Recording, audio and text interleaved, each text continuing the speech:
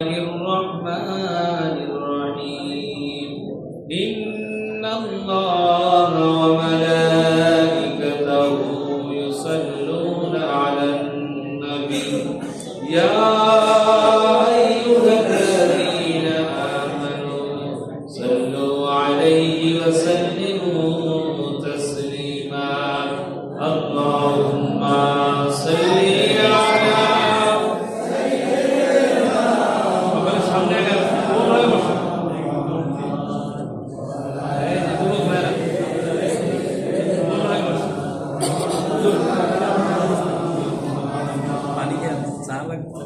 اللهم صل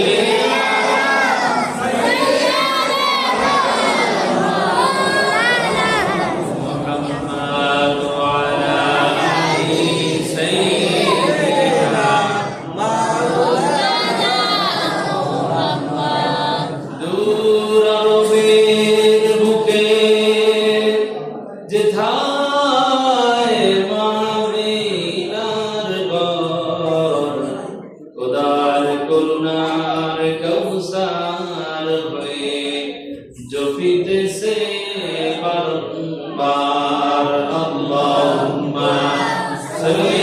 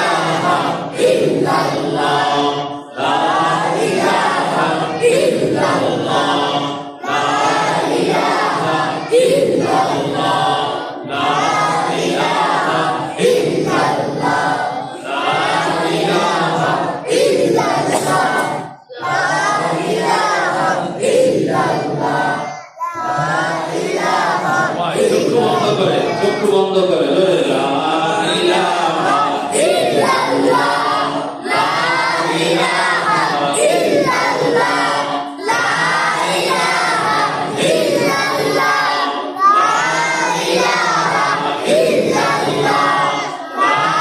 ইলাহা ইল্লাল্লাহ লা ইলাহা ইল্লাল্লাহ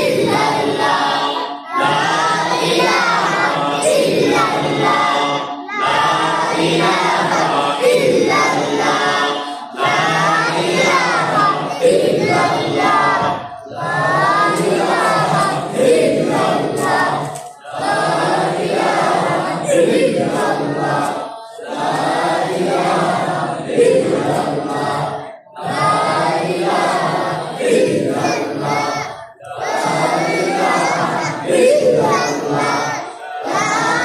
ইলাহা ইল্লাল্লাহ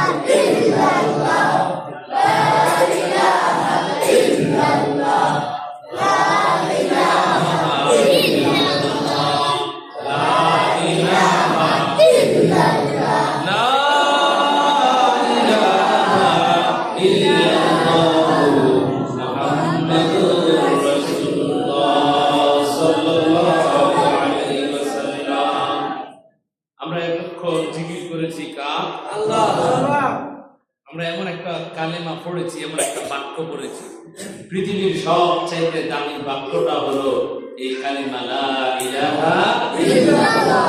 আমরা সকলে মুসা নবীর নাম শুনছি তো, মুসা নবীর নাম কে কে শুনেন নাই? সবাই শুনেছেন, ঠিক কিনা? মুসা নবী একজন ক্রিটিক্যাল একজন নবী ছিলেন। তিনি সব সময় আল্লাহর সাথে এমন কিছু কথা বলতেন বড় আশ্চর্যান্বিত।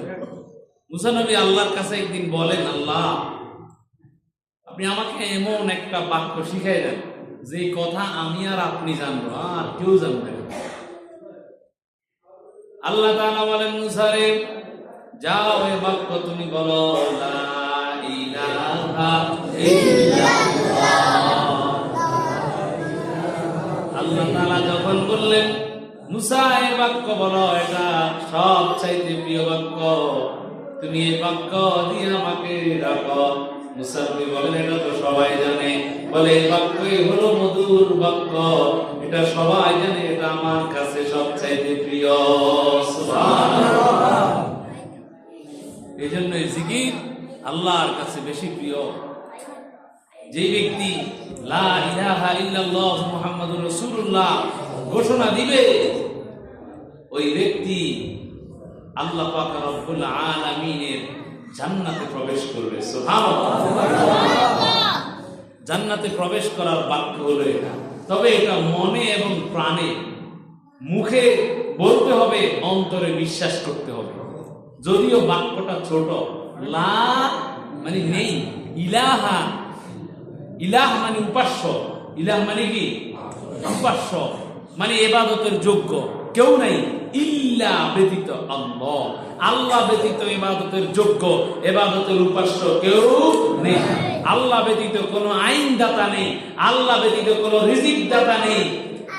কে ব্যতীত? লা ইলাহা ইল্লাল্লাহ মানে আমি আল্লাহকে মানি, আল্লাহর আইন মানি, আল্লাহর বিধান মানি, সব কিছু মানি আমি আল্লাহ, আল্লাহর আইন ছাড়া কোনো আইন মানি না। লা ইলাহা ইল্লাল্লাহর মধ্যে সব। মান রব্বুকা, কবরে গেলে যখন প্রশ্ন হবে তোমার রব কে, ওই ব্যক্তি জবাব দিতে পারবে রব্বি আল্লাহ। যে ব্যক্তি দুনিয়াতে আল্লাহকে রব হিসাবে মানছে, রব হিসাবে মেনেছে, আল্লাহ তাআলা লালন পালনকারী, আল্লাহর বিধান, আল্লাহর হুকুম যে ব্যক্তি পরিপূর্ণভাবে মেনেছে, ওই ব্যক্তি জবাব দিতে পারবে রব্বি আল্লাহ। বলেন রব্বি আল্লাহ। আল্লাহকে সব জায়গায় মানার দরকার আছে না নাই? মসজিদে যে আল্লাহ, বাহিরে কোন আল্লাহ? একই আল্লাহ, ঠিক কিনা? আপনি আর আমি যখন মসজিদে এসে নামাজ পড়ি, আল্লাহু আকবার বলে ঘোষণা দেই যে আল্লাহর হুকুম মেনে নামাজে এসেছি, আজকে আল্লাহর সন্তুষ্টির জন্য শবে বরাত, লাইলাতুন নিসফ মিন শাবান ইবাদতের জন্য এসেছি, ওই আল্লাহ আবার বাহিরে গেলেও আপনি যখন সুদের সাথে লেনদেন করেন, বাবা ও ভাই, ওই আল্লাহ কি দেখে না? কথা কোন দেখে না? আপনি যখন ব্যবসায়ের মধ্যে মালটার মধ্যে ভেজাল লাগান, 10 নম্বর মালটা 1 নম্বর বলে বিক্রি করেন, মানের মধ্যে 2 নম্বরই করেন, ব্যবসায় 2 নম্বরই করেন, তখন কি হয়? আল্লাহ দেখে না? আপনি যখন অফিসের মধ্যে উপর দিয়ে ঘুষ না নিয়ে নিচ দিয়ে নেন, ওই আল্লাহ কি দেখে না? কথা কম দেখে না? সুতরাং ওই আল্লাহ তাআলা, তিনি আমাদের নামাজের আল্লাহ, তিনি আমাদের বাহিরেও আমাদের আল্লাহ, ঠিক কিনা? সুতরাং ওই আল্লাহকে সব জায়গায় ভয় করার দরকার আছে না? আরো জোরে কোন আছে না? নাই। এই জন্য আমরা ওই আল্লাহর সন্তুষ্টির জন্য আমরা যে কোনো সময় আমরা মাঠে ঘাটে যেখানেই যাব, কাজ করব, হাতে মুখে থাকবে আল্লাহর জিকির, ঠিক কিনা? আর অন্তরে আল্লাহর ভয় থাকবে। আল্লাহর ভয়ে আমরা কোনো গুনাহের কাজে যাব না। রাজি আছি কি ইনশাআল্লাহ? গুনাহের কাজ করব না। যেই যেই কাজ করলে গুনাহ হয়, যেই যেই কাজ করলে কবিরা গুনাহ হয়, যেই যেই কাজ করলে সগীরা গুনাহ হয়, আমি আর আপনি নিজেকে গোছানোর জন্য একটা লিস্ট তৈরি করব।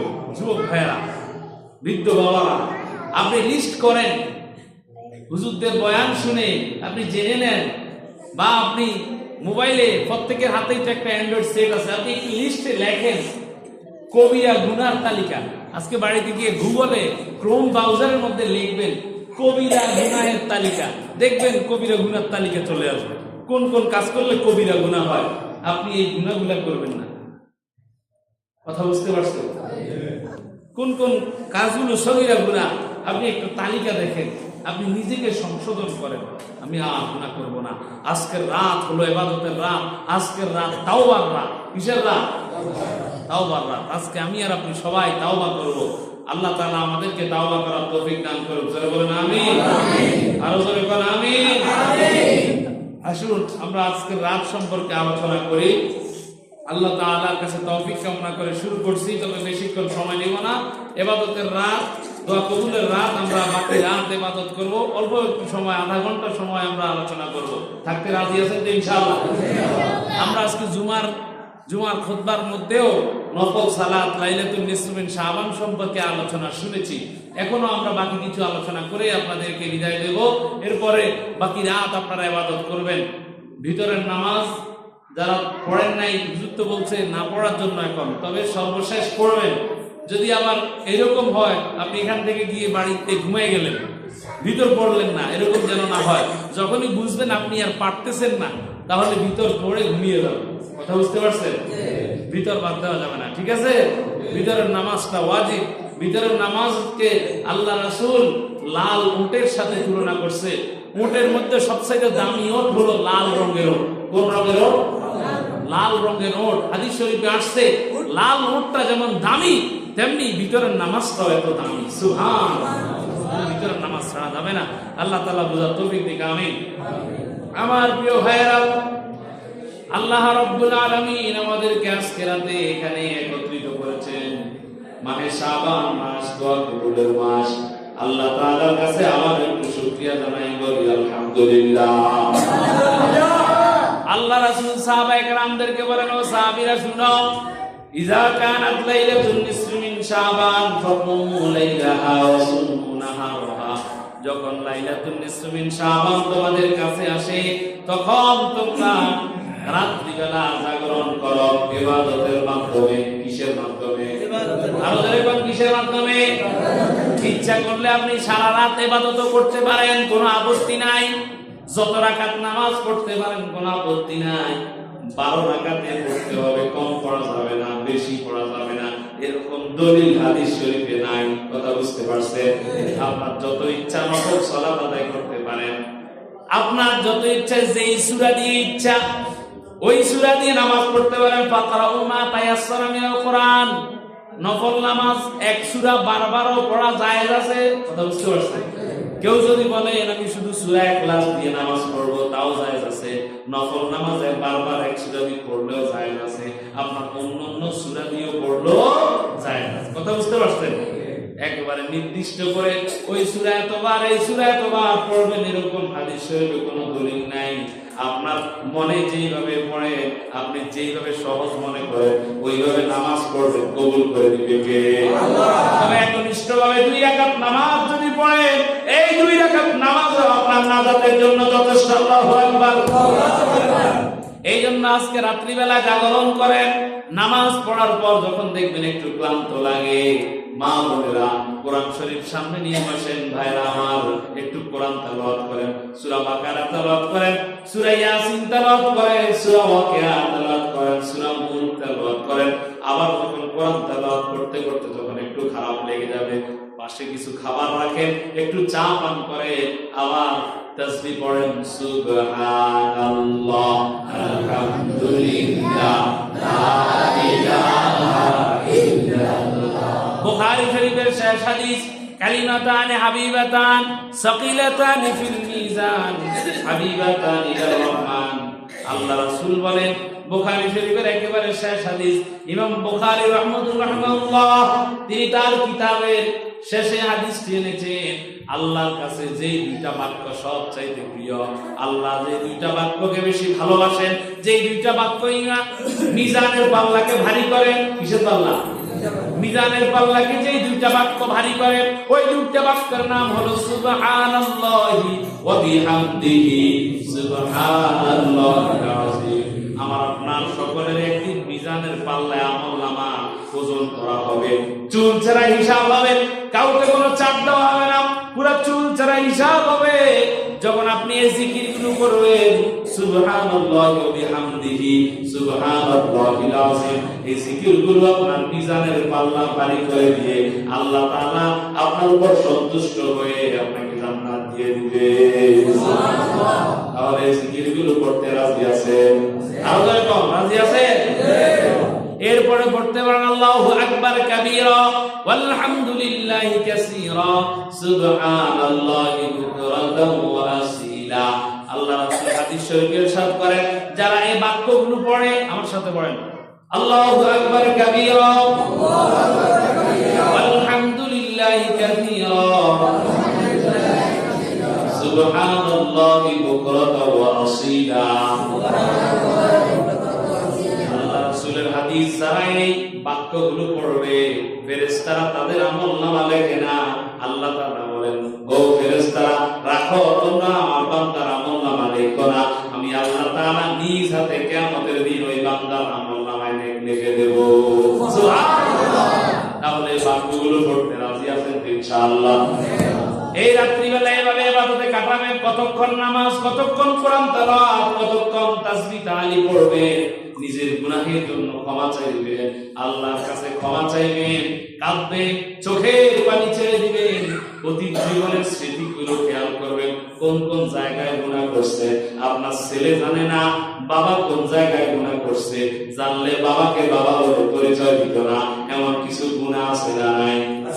কথা কয় না, আছে না নাই? এমন কিছু গোপনীয় গুনাহ আছে, কেউ জানে না, মালিক জানে। মালিকের নাম হলো সত্তার। মালিকের নাম কি?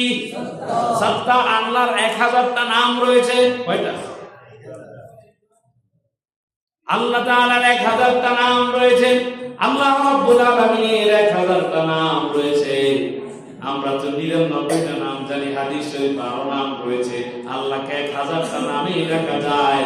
সত্তার শব্দের অর্থ হলো গোপন করা। কি করা? কথা বল, কি করা?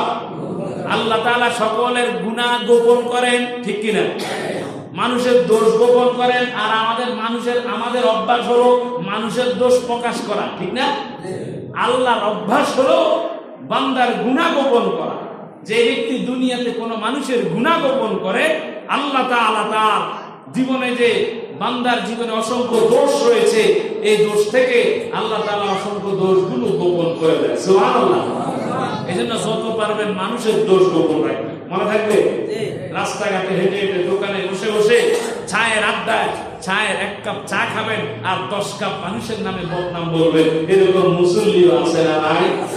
নামাজও পড়ে, দোকানে বসে বসে বদনাম করে, আছে না নাই? আমার প্রিয় ভাইয়েরা, আসুন আমরা এইরকম গীবত থেকে বেঁচে থাকতে চাই। আল্লাহ তাআলা তৌফিক দান করুন। জোরে বলেন আমিন। আমিন। আল্লাহ রাব্বুল আলামিন আজকের রাত্রিবেলা অসংখ্য বান্দাদেরকে মাফ করে দেয়। কিভাবে মাফ করতে থাকেন? দুনিয়ার মানুষের অভ্যাস হলো কারো কাছে যদি বারবার চায় মানুষটা বিরক্ত হয়, ঠিক কিনা? আপনি আমার কাছে এখন চাইলেন হুজুর আমাকে 10টা টাকা দেন, আবার কিছুক্ষণ পর আবার আসলেন হুজুর আমাকে 20টা টাকা দেন। একবার দিব, দুইবার দিব, 3বারের সময় আমি বলবো তোমার কি আর খায়া দেয় কাজ নাই, আমাকে চোখে দেখো আর কাউরে দেখো না, ঠিক না? কিন্তু আল্লাহ তাআলার ব্যাপারটা হলো উল্টা। আল্লাহ রাব্বুল আলামিন বান্দা না চাইলে রাগ করে। সুবহানাল্লাহ। কে না চাইলে রাগ করে? বান্দা। বান্দা না চাইলে রাগ করে কে? আল্লাহ। আপনি না চাইলে আল্লাহ রাগ করে, আর দুনিয়ার কারো কাছে চাইলে লোকটা রাগ করে। আর আল্লাহর কথা হলো যে বান্দা আমার কাছে চায় না তার উপর আল্লাহর রাগ। আরে বেটা তুই চাস না কেন? তোর কি দরকার? এই যে প্রথম আসমানে আইসা আল্লাহ রাখতে থাকেন, আল্লাহ আমি মুস্তাগফিরিন। আরে তুই গুনাহ করছস, কোন কোন জায়গায় গুনাহ করেছিস, আমার কাছে ক্ষমা চা। আল্লাহ আমি মুস্তারজিকিন। আরে তোর রিজিকের দরকার, তোর আগামী কালকে টাকা দরকার, পয়সা দরকার, তোর একটা পরিকল্পনা রয়েছে, আগামী কয়েক মাস পর তোর 50,000 টাকা দরকার, 1 লক্ষ টাকা দরকার। আরে তুই আমার কাছে যা, আমি দিয়ে দেব। আল্লাহু আকবার। আল্লাহ কি আসমান থেকে দেবে? না, আল্লাহ ব্যবস্থা করে দিবে, ঠিক কি না? আমার প্রিয় ভাইরা, এই জন্য আল্লাহর কাছে রিজিক চাইবেন। আল্লাহ তাআলা প্রথম আসমানে এসে এভাবে ডাকতে থাকে, আলামিন মুস্তাগফিরিন, আলামিন মুস্তারজিকিন ফারজুকালাহু ফাগফিরালাহু, আল্লাহ কাযা আল্লাহ কাযা। হাদিস শরীফ আছে এইভাবে আল্লাহ তাআলা বান্দাকে ডাকে, এইভাবে ডাকতে থাকে। আল্লাহ 2টা উদাহরণ দিলেন, তবে আল্লাহ তাআলা এইভাবে বান্দাকে বান্দার যা প্রয়োজন, যে যে জিনিস প্রয়োজন আপনি বাংলাতে পারেন, আরবিতে কথা বলতে পারেন না, আপনি বাংলাতেই বলেন, শুনবে কে? আল্লাহ। কারণ সমস্ত ভাষা শিক্ষা দিয়েছে কে? আল্লাহ। আর-রাহমানু আল্লামাল কুরআনা খালাকাল ইনসানা আল্লামাহুল বায়ান। ভাষা শিক্ষা দিয়েছে কে? আল্লাহ। বর্তমানে যতটা ভাষা রয়েছে 7,009টা ভাষা আছে। সব ভাষায় কথা বলতে জানতেন আল্লাহ তাআলা হযরত আদম আলাইহিস সালামকে সব ভাষা শিক্ষা দিয়েছে। সুবহানাল্লাহ। এইজন্য তার সন্তানেরা এখন অসংখ্য ভাষায় কথা বলে, ঠিক কি না? আল্লাহ তাআলা সকলের ভাষা বুঝে, যেহেতু ভাষা শিক্ষা দিয়েছে কে? এই জন্য আপনি যেই ভাষায় মালিককে ডাকেন, ওই ভাষায় মালিক আপনার ডাকে সাড়া দিবে। ওই ভাষায় আপনার ডাকে আল্লাহ তাআলা সাড়া দিবে। বান্দারে তোর কোন কিসের প্রয়োজন?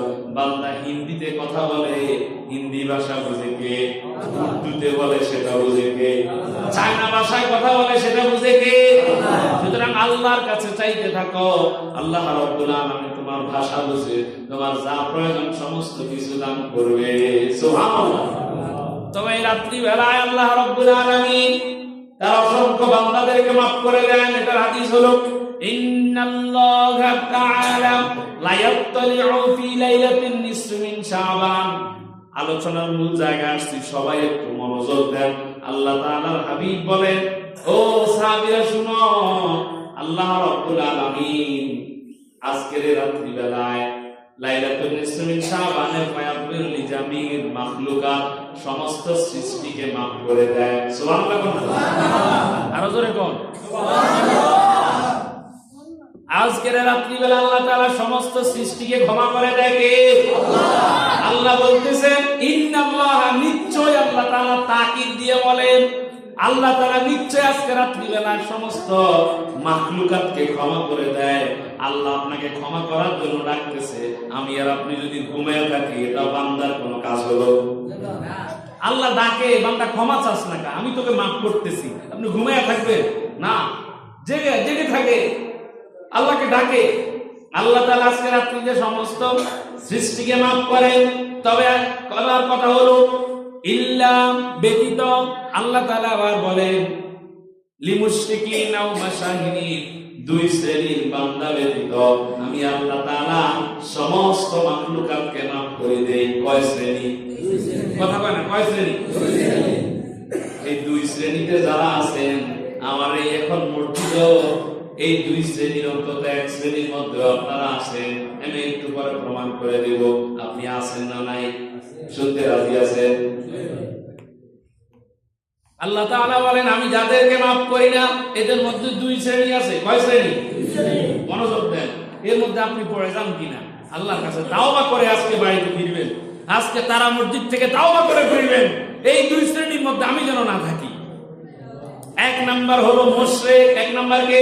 মুশরিক। আমরা সবাই কার উপর ঈমান আনছি? আল্লাহ। আল্লাহর উপর। আমরা আল্লাহর সাথে কাউকে শরীক করি না, ঠিক কি না? সবাই আমার সাথে বলেন, আল্লাহ। আল্লাহ। জীবনে যতদিন বেঁচে থাকি, ইচ্ছায় অনিচ্ছায়, বাস্তবে কল্পনায়, কোনদিন আপনার সাথে শরীক করব না। করে বলেন আমিন। আল্লাহ তাআলা কবুল করেন আমিন। তাহলে আজকে রাত্রে আল্লাহ তাআলা মুশরিককে ক্ষমা করে না, যারা আল্লাহর সাথে আরেকজনকে মিলায়। আল্লাহর সাথে আরেকজনকে কথা বল, আল্লাহর সাথে আরেকজনকে মিলায়। আবু জাহেল আল্লাহকে মানত, আবু লাহাবও মানত, তবে তারা আল্লাহকে মানত, মানার সাথে সাথে তারা আবার লাত, মানাত, উজ্জা, হবলকে মানত। এখন যদি আল্লাহকে আপনি মানেন, আল্লাহ আপনার রিজিক দাতা, আবার কর অন্য কেউ আপনার রিজিক দিতে পারে। আল্লাহ আপনার সন্তান দাতা, আবার যদি কোন অন্য কেউ আপনাকে সন্তান দিতে পারে। তাহলে আবু জেহেল আর আপনার মধ্যে কোনো পার্থক্য নাই, ঠিক কিনা? তাহলে আপনার ইবাদত হতে হবে একনিষ্ঠ, আল্লাহর সাথে কাউকে শরীক করা যাবে না। আউলি মুশরিকিন, শিরকে আকবর করা যাবে না। শিরকে আকবরের কারণে বান্দা তার ইবাদত থেকে, তার উলুহিয়ত থেকে, বান্দার বান্দত্ব থেকে বান্দা খারেজ হয়ে যায়, ঈমান থেকে খারেজ হয়ে যায়। এজন্য শিরক করা যাবে না। ইন্নাল্লাহা লা ইয়াগফিরু আন ইউশরাকা বিহি ওয়া ইয়াগফিরু মা দুনা যালিকা লিমান ইয়াশা। আল্লাহ তাআলা বলেন, বান্দারে, নিশ্চয় আল্লাহ তাআলা দুনিয়াতে যত গুনাহ আছে সব গুনাহ ইচ্ছা করলে ক্ষমা করতে পারে। পারে কি পারে না? আল্লাহ তাআলা বলেন, যারা শিরক করে আমি তাদেরকে ক্ষমা করব না। যারা আল্লাহর সাথে শিরক করেছে, কারণ আল্লাহ তাআলা সব কিছু সৃষ্টি করেছেন, আল্লাহ তাআলা সব কিছু বানিয়েছেন। এইজন্য আল্লাহর সাথে কাউকে যদি শিরক করা হয়, আল্লাহ সেটা মেনে নিতে পারে না। আমাকে সৃষ্টি করেছে কে? দুনিয়াতে নিয়ে এসেছে কে? আমি কার রিজিক খেয়ে বড় হয়েছি? এই জন্য আল্লাহর রিজিক খেয়ে আমি আপনি বড় হয়েছি। আল্লাহর দেওয়া জিহ্বা দিয়ে কথা বলতেছি। আল্লাহর দেওয়া জিহ্বা দিয়ে দুনিয়াতে প্রায় কত শত শত হাজার হাজার খাবার আমরা খাই। বিজ্ঞানীরা বলতেছে আমাদের এই ছোট্ট জিহ্বাটার মধ্যে ৮০,০০০ টেস্ট বার আছে। কত?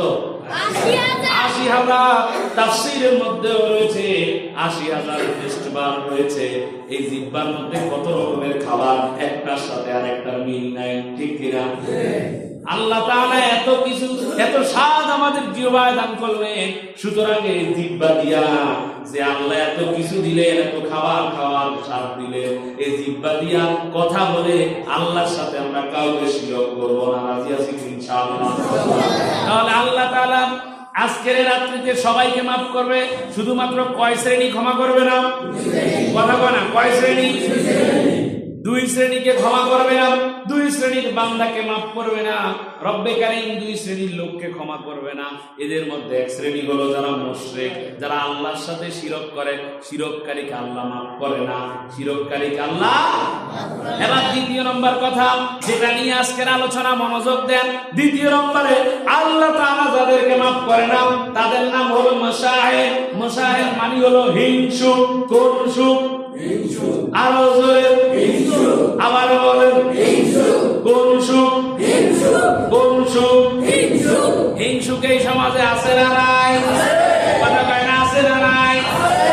আপনি বুঝবেন আপনার মনের মধ্যে কেমনে হিংসা আছে। আমি উদাহরণ দিয়ে দেই। ধরেন না আপনার ঘরের পাশে একটা লোকের আজকে ব্যবসায় 1 লক্ষ টাকা আয় হয়েছে, বা যে কোনো একটা অনুসারে তার ছেলে বিদেশ থেকে 1 লক্ষ টাকা পাঠালো। আপনি এই কথাটা শুনে আপনার চেহারাটা কালো হয়ে গেছে। এরকম লোক আছে না? আছে। 1 লক্ষ টাকা পাঠাইছে, আমার ওলাটা কি আর ড্যাং ড্যাং করে আছে না? আছে। হতে পারে আরেকজনের, ধরেন আমার কথাই ধরেন, হুজুর কত টাকা ইনকাম করে, এত টাকার দরকার কি? হুজুরের এত টাকা ইনকাম করতেছে। আমার কথাটা শুনে আপনার চেহারাটা কালো হয়ে গেছে, মুখটা বেজার হয়ে গেছে। আপনি একজন মিস্ত্রি, ধরেন না আপনি কাজ করতেছেন, আরেকজন ভাইও কাজ করতেছে, আপনি কাজ পান নাই, আরেকজন কাজ পাইছে, আরেকজন কাজ পাওয়ার পর সেই লোকটা কাজ করতেছে।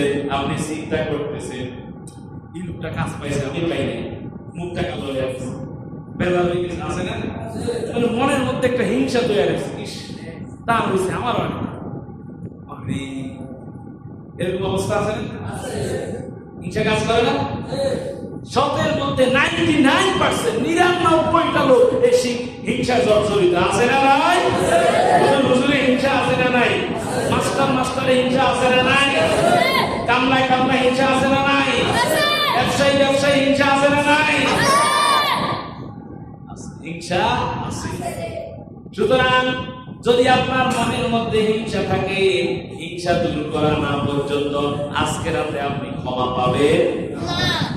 আল্লাহ রাসূলের কথা, এই হাদিসটা নাসিরউদ্দিন আলবানী রাহিমাহুল্লাহ, যিনি এই জামানার যাকে মুজাদ্দিদ বলা হয়, যিনি হাদিসগুলো সহিহ হাদিসগুলো উল্লেখ করেন, এটাকে সহিহ বলেছেন। এই হাদিসটাকে সহিহ বলেছেন। 2 শ্রেণীর লোককে ক্ষমা করা হবে না, একজন মুশরিক, আরেকজন হিংসুক। সুতরাং হিংসা যদি অন্তরে থাকে, এই হিংসা না অন্তর দিয়া যতই সামনের কাতারে নামাজ পড়েন, আল্লাহু আকবার বলে নামাজ পড়েন, মনের মধ্যে হিংসা রাখেন, লাভ হবে না। লাভ হবে না। লাভ যে হবে না এটা দলিল সামনে নেন। আসে হিংসা করলে 4টা ক্ষতি হয়। কয়টা ক্ষতি? আরো জোরে কয়টা? হিংসা করলে 4টা ক্ষতি হয়। 4টা ক্ষতির কথা বলে আজকের বয়ান শেষ করছি। 4টা ক্ষতি শুনতে রাজি আছেন? 4টা ক্ষতি হয়। 1 নাম্বার ক্ষতি হলো হিংসা দিনকে বিনাশ করে। কি বিনাশ করে? দিন মানে ওই দিন না, এখন যে রাতের পরে দিন আসবে, ওই দিন না। দিন মানে ধর্ম। দিন মানে কি? দিন মানে কি? হিংসা দিনকে বিনাশ করে দেয়। আল্লাহ রাসূলের হাদিস, ইমাম তিরমিজি রাহিমাহুল্লাহ তিনি তার কিতাবে সুনানে তিরমিজি 2510 নম্বর হাদিস। কত নম্বর? 2510 নম্বর হাদিসে তার দলিল। আল্লাহ রাসূল বলেন, দাব্বা ইলাইকুম দারুল মানি কবলাকুমুল হাসাদা, তোমাদের আগের জামানার উম্মতদের একটা সংক্রামক রোগ হলো এই যে কিছু থেকে বিদায় নিয়েছে করোনা ভাইরাস, ঠিক কিনা? এই যে একজনের কাছে আরেকজন থাকলে তার করোনা হয়ে যায়, এরকম কথা না? একজনের বিশ্বাস আরেকজনের গায়ের মধ্যে রাখলে করোনা হয়ে যায়। যে লোকটার করোনা তার কাছে কেউ যায় না, তাকে কেউ গোসলও দেয় না, আছে না? যে করোনা ঢুকিয়ে একজনকে আমি গোসল দিচ্ছি। মাঝে মাঝে কিছু মৃত মানুষ আমার আত্মীয় স্বজন থাকলে যদি গোসল দিই, তো ওই একটা সময় যখন করোনা ছিল অন্য কেউ গোসল দিতে চায় না, সবাই ভয়ে আতঙ্ক, কেউ কাছে যেতে চায় না। আলহামদুলিল্লাহ আমরা গোসল দিয়েছি, আল্লাহ তাআলা আমাদেরকে মাফ করেছে। এই যে করোনা নামক একটা রোগ, সন্তানও কাছে আসে না, স্ত্রীও কাছে আসে না, কেউ গোসল দিতে চায় না, একেবারে কবরের মধ্যে গর্ত করে কবরে রেখা দেয়, এরকম অবস্থা তৈরি হয়েছে, ঠিক কিনা? এই আল্লাহ রাসূল বলেন তোমাদের জামানার আগের জামানায় উম্মতদের থেকে তোমাদের কাছে একটা সংক্রামক রোগ তোমাদের কাছে আসছে, ভাইরাসের মতো ছড়িয়েছে। ওই রোগটার নাম হলো হিংসা। ওই রোগটার নাম কি? ওই রোগটার নাম কি? আল্লাহ রাসূল বলেন লা কুলা তাখলুকুশার ইয়াল হালিকা লা কুলা তাখলুকুশার। ওই হিংসা মানুষকে মুন্ডন করে দেয়। হিংসা মানুষকে কি করে দেয়? মুন্ডন। বুঝেন? এই যে চুল কামাইয়া লইলে এটা কি করে? বেল। এটাকে বলে চুল মুন্ডন। হজে গেলে তো চুল মুন্ডন করতে হয়, ঠিক কিনা? হজের 5টা ওয়াজিবের মধ্যে আছে আর হালাকা ওয়াল কসম, চুল মুন্ডন। মহিলাদের একটু ছোট ছোট করা হয় আর পুরুষদের চুল মুন্ডন করা হয়। আল্লাহ রাসূল সাল্লাল্লাহু আলাইহি সাল্লাম বলেন তোমরা মনে করেছো চুল মুন্ডানো, না না, এটা চুল মুন্ডানো না। ইয়া তাখলু ওয়ালাকিন তাখলুকুদ্দিন। এই হিংসা মানুষের দিনটাকে মুন্ডন করে দেয়। চুল মুন্ডালে যেমন চুলটা উপরে বেড়ে চুল শেষ হয়ে যায়, খালি মাথা থাকে, ঠিক যার মনে হিংসা থাকে তার দিনও এইভাবে ধ্বংস হয়ে যায়। নাউযুবিল্লাহ। সুতরাং আল্লাহ রাসূল বলেন ওই সত্তার শপথ যিনি আমাকে সৃষ্টি করেছেন, যার হাতে আমার প্রাণ। ও সাহাবীরা শুনো, তোমরা যদি ঈমানদার না হও, ঈমানদার না বলে কেউ জান্নাতে প্রবেশ করতে পারবে না, আর কেউ ঈমানদার হতে পারবে না যতক্ষণ না তোমরা একজন আরেকজনকে ভালোবাসো। একজন আরেকজনকে কি করো? আমরা কেউ জান্নাতে যাইতে পারবো না। জান্নাতে যাওয়ার শর্ত কি? ঈমান। জান্নাতে যাওয়ার শর্ত কি? এবার ঈমান থেকে আসে। কেউ ঈমানদার হতে পারবে না যতক্ষণ না একজন আরেকজনকে ভালোবাসবে। একজন আরেকজনকে। আমার আজকে 14 ফেব্রুয়ারি ভালোবাসা না, এটা তো চললে আবার জাহান্নামে যেতে হবে। এটা না, নাউযুবিল্লাহ।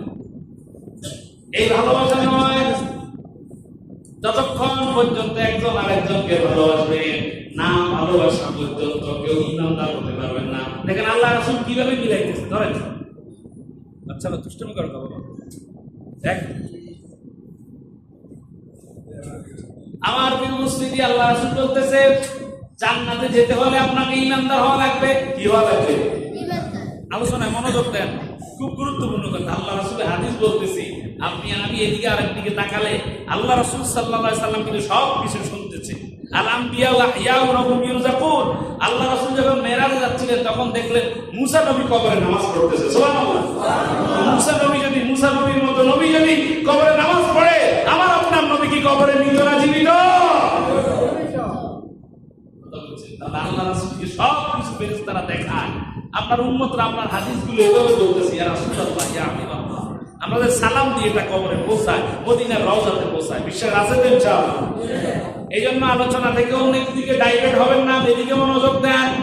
আল্লাহ রাসূল বলেন তোমরা কেউ কখনো কেউ জান্নাতে প্রবেশ করতে পারবে না যদি ঈমানদার না হও। কি না হও? ঈমানদার। তাহলে জান্নাতে যাইতে হলে কি দরকার? ঈমান। কি দরকার? আমার ততক্ষণ পর্যন্ত কেউ ঈমানদার হতে পারবে না যতক্ষণ একজন আরেকজনকে না ভালোবাসো। একজন আরেকজনকে। এবার ভালোবাসার জন্য একটা মেডিসিন আছে না নাই? কতক্ষণ আছে না নাই? ভালোবাসার জন্য একটা মেডিসিন। মেডিসিনের নাম হলো সালাম। মেডিসিনের নাম কি? আসসালামু আলাইকুম ওয়া রাহমাতুল্লাহ। যদি দেখেন এই বাক্যটা ছোট কিন্তু এটা একটা ঔষধের মতো কাজ করে। আপনি যার সাথে চলতেছেন, যে লোকটা আপনাকে নিয়ে হিংসা করে, আপনি তাকে বারবার সালাম দেন, দেখবেন আস্তে আস্তে হিংসা দূর হয়ে গেছে। ঠিক কি? হিংসা করুন, আপনি তাকে সালাম দেন, তাকে সালাম দিতে থাকবেন, দেখবেন আস্তে আস্তে তার থেকে কি দূর হয়ে গেছে। তাহলে হিংসা দূর করতে হলে ওষুধ কি? সালাম। ওষুধ কি? তাহলে হিংসা করলে 4টা ক্ষতি হয়। কয়টা? আপনারা মনোযোগ দেন না। কয়টা ক্ষতি হয়? আমার ভাইয়েরা, নামাজও পড়লে মনে হিংসা, এই নামাজ কাজে আসবে না। সুতরাং আজকে ওয়াদা করে যেতে হবে হিংসা করবো। হিংসা করলে 4টা ক্ষতি হয়। 1 নাম্বার ক্ষতি, দিনটা বিনাশ করে দেয়। 2য় নাম্বার ক্ষতি, নেক আমল বরবাদ হয়ে যায়। কি বরবাদ হয়ে যায়? নেক আমল বরবাদ হয়ে যায়। এই যে রমজান মাস কত কষ্ট করে 30টা রোজা রাখবেন, আপনি দাঁড়িয়ে দাঁড়িয়ে তারাবির নামাজ পড়বেন, আবার সাহারির সময় আধা ঘন্টা 1 মিনিট তাহাজ্জুদ পড়েন, ঠিক না? রমজান মাসে সবাই তাহাজ্জুদ পড়ে, আমি জানি। রমজান মাসে সাহারির আগে উঠে তাহাজ্জুদ পড়ে, কত কষ্ট করে, সারাদিন উপবাস থাকে। এসব কিছু ধ্বংস হয়ে যাবে, এসব কিছু বিনাশ হয়ে যাবে। আল্লাহ রাসূলের হাদিস, যদি আপনার মনে হিংসা থাকে, কি থাকে? আরো ধরে বলেন, কি থাকে?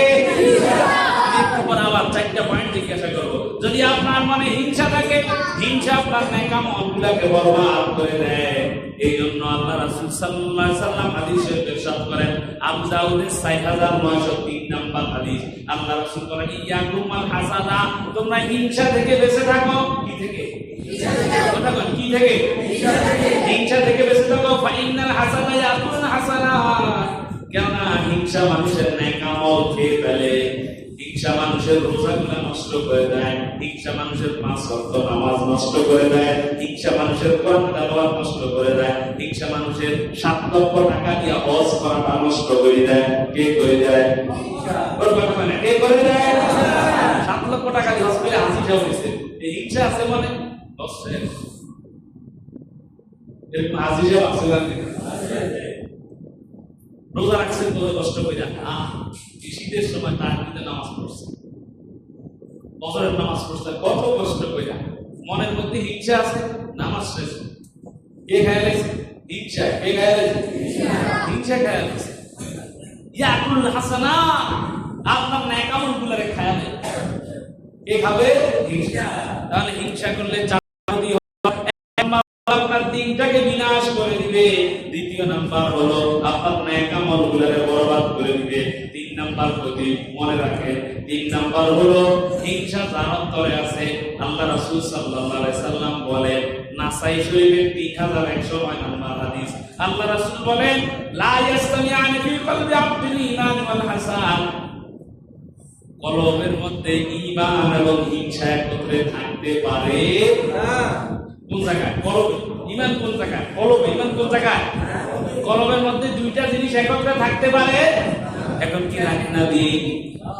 কথা বল না, হয় না, অন্য না তাহলে দিন। এখন কি রাত না দিন? দিন বলার কোনো সম্ভাবনা আছে? বলা যাবে? এখন রাত, আমার রাত শেষ হয়ে গেলে আসবে দিন। একটা 2টা একসাথে থাকতে পারে না। ঠিক যে লোকটার ভিতরে ঈমান আছে, ওই লোকটার ভিতরে হিংসা থাকতে পারে না। তার ভিতরে হিংসা আছে, মনে করেন তার ভিতরে ঈমান থাকতে পারে না। তাহলে বুঝলাম সেই লোকটা ঈমানদার, তার ভিতরে হিংসা নাই। তার ভিতরে কি নাই? আবার সেই লোকটা হিংসুক, তার ভিতরে ঈমান নাই। ঠিক কি না? যে লোকটা হিংসুক, তার ভিতরে ঈমান নেই। সুতরাং এই হাদিস থেকে বোঝা গেল 3 নাম্বার ক্ষতি হলো হিংসা আর ঈমান একসাথে থাকতে পারে না। সুতরাং যে ঈমান নিয়ে আমরা চলতেছি, যদি মনের মধ্যে হিংসা থাকে, হিংসা নিয়ে যদি থাকেন, আপনি মনে করতে হবে আপনার ভিতর থেকে ঈমানটা বের হয়ে গেছে। সুতরাং এই 2টা জিনিস যেহেতু একত্রে থাকতে পারে না, ঈমান একটা দামি জিনিস, ঈমানটা চলে যাবে কিসের কারণে? হিংসার কারণে। কিসের কারণে? হিংসা। তাহলে আমরা 3 নাম্বার যে ক্ষতি, ওই ক্ষতিটা হলো আপনার ভিতর থেকে ঈমান চলে যাবে। কি চলে যাবে? 4 নাম্বার ক্ষতি হলো যারা হিংসা করবে তাদের মধ্য থেকে কল্যাণ, তারা কল্যাণ থেকে বঞ্চিত হয়ে যাবে। কি থেকে বঞ্চিত? কল্যাণ। কল্যাণ, কল্যাণ মানে ক্ষয়, কল্যাণ। আল্লাহ তাআলা আমাদের জন্য কল্যাণ দান করেছেন। এই যে রাত্রে এখানে আসতে পারছেন, এটা আল্লাহ তাআলার দেওয়া কল্যাণ। এখনো অনেক লোক রাস্তা দিয়ে ঘুরে আছে না, আতশবাজি করে আছে না, খাওয়া দাওয়া লইয়া ব্যস্ত আছে, আছে না? এরা তো কল্যাণে নাই। আপনি মসজিদে আসছেন আপনার জন্য কল্যাণ, ঠিক কিনা? আপনি নামাজ পড়তে পারতেছেন আপনার জন্য কল্যাণ, আপনি সুস্থ আপনার জন্য কল্যাণ, আপনি তাহাজ্জুদ করতে পারতেছেন আপনার জন্য কল্যাণ, আপনি দান সদকা করতেছেন আপনার জন্য কল্যাণ, আপনি রোজা রাখতেছেন আপনার জন্য কল্যাণ, আপনার সংসারে শান্তি রয়েছে আপনার জন্য কল্যাণ। এগুলা কি কল্যাণ? সুতরাং যার মধ্যে হিংসা আছে ওই লোকটা কল্যাণে থাকতে পারে। আল্লাহ রাসূলের হাদিস মাজমাউল জাওয়ায়ের 8 নাম্বার খণ্ডের 81 নাম্বার পৃষ্ঠার হাদিস। আল্লাহ রাসূল বলেন, লা ইয়াজালুন নাসু বিখাইরিন মা লাম ইয়াতাহাসাদু। তোমরা যতক্ষণ না পর্যন্ত হিংসার মধ্যে থাকবা, যতক্ষণ পর্যন্ত যারা হিংসা করে তাদের মধ্যে কল্যাণ থাকতে পারে না। সুতরাং হিংসা করলে 4টা ক্ষতি হয়। কয়টা ক্ষতি? সুতরাং এই 4টা ক্ষতি যদি হিংসা করলে হয়, আমরা আজ থেকে আর কোনোদিন মনের মধ্যে হিংসা রাখবো না। এবার বলেন হুজুর, হিংসা দূর হইব কি করলে? প্রশ্ন করেন, হিংসা দূর হইব কি করলে? একটা মেডিসিন দিয়ে দিচ্ছি, যখনই শয়তান আপনার মনের মধ্যে ওয়াসওয়াসা দিবে, এই লোকটার এত টাকা লাভ হয়েছে, এই লোকটার এই উন্নতি হয়েছে, হিংসা কর, আপনি সাথে সাথে শয়তানের গালের উপরে দুটো জুতার বাড়ি দিয়া বলবেন, শয়তানরে আমি ওই লোকটা আমার ভাইয়ের জন্য হিংসা করবো না, বরঞ্চ তার জন্য দোয়া করবেন। কি করবেন? যখনই মনে হিংসা আসবে, ধরেন আপনার প্রতিবেশীর জন্য দোয়া করবেন, আল্লাহ আমার ভাইয়ের তুমি 1 লক্ষ টাকা দিছো, তারা 10 লক্ষ টাকা দিয়ে দাও। মনের ভিতরে হিংসা এলো, তাকে এই জিনিসটা দিছো, তারা আরো বাড়াইলো, তার সম্মান দিছো, তাকে আরো সম্মান দিয়ে দাও। যদি উল্টা দোয়া করেন, শয়তান করবো কি, এর কাছে যাওয়ার দরকার নাই, এর তো হিংসা থেকে দূরে। আল্লাহু আকবার।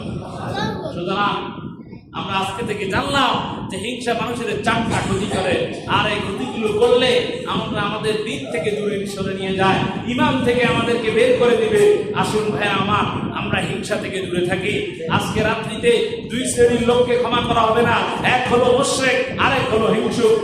আল্লাহর কাছে আমরা তাওবা করি, আল্লাহ আমরা আজকে থেকে আর কোনোদিন কারোর সাথে হিংসা করব না। কথা রাজি আছে? কারা কারা রাজি আছেন হাত তুলে দেখান। নারে তাকবীর, রিসালাত, বলেন হায় আল্লাহ। জীবনে কোনোদিন কোনো মুসলমান ভাইয়ের সাথে হিংসা করব না। বলেন আমিন। একটা মারাত্মক ওয়াদা, কিন্তু যখনই আসবে অভ্যাসগত আসতেও পারে, কালকে সকালেও আসতে পারে, দেখবেন সকালবেলায় চলে আসবে হিংসা, সাথে সাথে আপনার ভাইয়ের জন্য দোয়া করে দিবেন, আল্লাহ আমার ভাইয়ের ব্যবসা করতে দাও। যে যে কাজে আছেন যদি হিংসা চলে আসে, এটা তো দেখা যায়, দেখি দেখা যাবে, এটা মনের ভিতরে যখনই হিংসা আসবে তখনই সাথে সাথে দোয়া করে দিবেন, আর মনের মধ্যে হিংসা আসবে না। আর হিংসা যখন দূর হয়ে যাবে তখন আল্লাহ তাআলা আপনাকে কল্যাণ দিয়ে দিবে, আল্লাহ তাআলা আপনার নেক আমলগুলো কবুল করে নিবে। যখন আমিন। আল্লাহ তাআলা আমাদের সকলকে প্রকৃত ইমানদার হওয়ার তৌফিক দান করুন। যখন আমিন। আমার প্রিয় উপস্থিতি, আজকে রাতগুলোতে ইবাদতের রাত আমরা আলোচনা করে সময় নষ্ট করবো না, তারপরেও মূল্যবান যে কথাগুলো বলার দরকার ছিল আমি সে কথাগুলো বলেছি। আমাদের সকলকে আল্লাহ তাআলা আমল করার তৌফিক দান করুন। যখন আমিন। আমরা এখন একটু পরে দোয়া করবো এবং তাবারক বিতরণ হবে। আমরা সকলে এই দোয়াতে শামিল হব। যারা এখনো বাইরে ঘোরাফেরা করতেছি আমি সকল পূজার্থ আহ্বান জানাবো, আপনারা সকলে মসজিদের ভিতরে প্রবেশ করুন। এখনই দোয়া অনুষ্ঠিত হবে, সকলে চলে আসুন।